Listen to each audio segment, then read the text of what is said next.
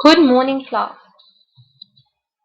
Today we will be doing a listening comprehension which should not take us more than 20 minutes. And thereafter, each of you will read your prepared passages out aloud for the class for 1 minute each. You may all take out a blank piece of paper to take down notes when I read the questions for the second time. Will someone please pass out the answer sheets for me? We are going to do this. I am going to read a comprehension of a total of 3 times.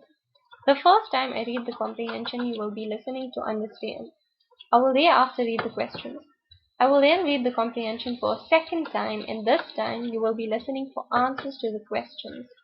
I will read the questions out for the second time, and this time you will be allowed to take notes while I read the questions.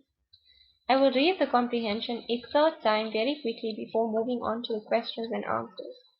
I will then read each question twice and give you 2 minutes to answer before moving on to the next question. Does everyone have an answering sheet? Please put your hand up if you do not. Put your pens down, sit straight, hands on your laps, and look forward, and do not disrupt the class. In today's society, people with physical or mental impairments have amazing opportunities to live their life to the fullest. However, life was very different for such individuals as Helen Keller. Born in the late 19th century, she became both blind and deaf at a young age.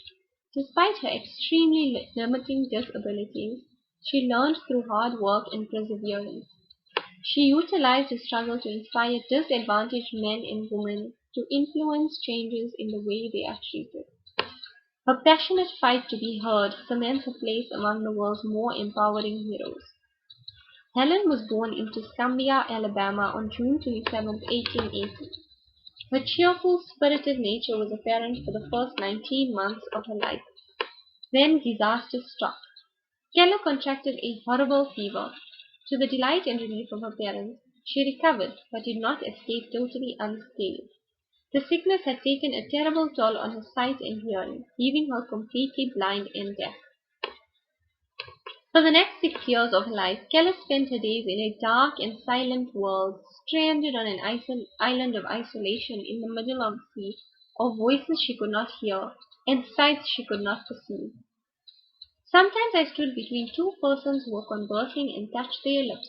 I could not understand, and I was vexed, she said. Her frustration with her inability to communicate sometimes boiled to the surface in destructive and violent behavior.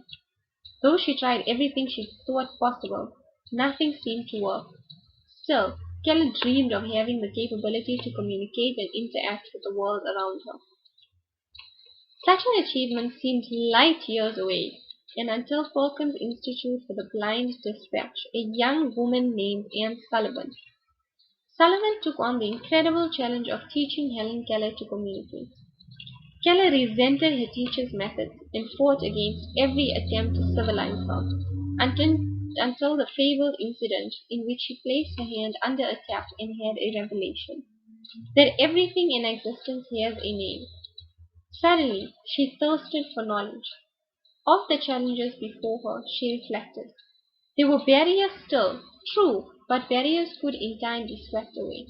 She was willing to put in the vast amount of extra work it would take to become well educated. What impairments did Helen Keller have? Was she born with these impairments? How do we know? Where was Helen Keller born? How old was Helen when disaster struck? For how long was Helen Keller stranded on an island of isolation? Who taught Helen Keller how to communicate?